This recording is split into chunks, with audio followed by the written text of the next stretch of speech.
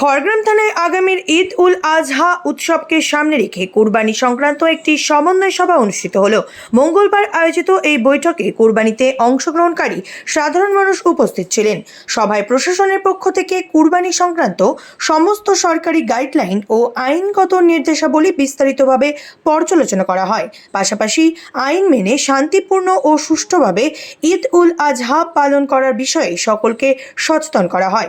প্রশাসনের তরফে জানানো হয়, উৎসব চলাকালীন যাতে কোনো রকম অপ্রীতিকর পরিস্থিতি তৈরি না হয় এবং সকলেই নির্বিঘ্নে উৎসব পালন করতে পারেন, সেই লক্ষ্যে এই সচেতনামূলক বৈঠকের আয়োজন করা হয়েছে। সভায় উপস্থিত সাধারণ মানুষের বিভিন্ন প্রশ্নের উত্তরও দেন প্রশাসনিক আধিকারিকরা।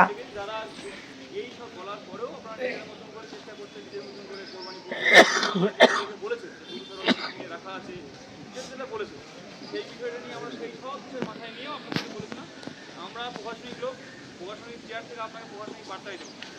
এটা কিন্তু প্রথম কথা যে আমরা প্রশাসনিক লোক এই জায়গায় দাঁড়িয়ে আমি কিন্তু আপনাদেরকে সব প্রশাসনিক গাইডলাইনই দেবো, প্রশাসনিক নিয়মই বলবো, প্রশাসনিক পদ্ধতিতে আপনাকে বলবো যে সবাইকে আবার অ্যাওয়ার করা, যে এমন না হয় এই জিনিস বললেন জানেন না উনি, যে আমাদের বার্তাটা সবার কাছে পৌঁছায়।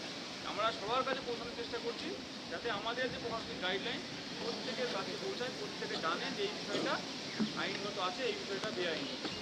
ক্লিয়ার? এইবার আপনাদের মধ্যে অনেকের দেখবেন সংশয় আছে,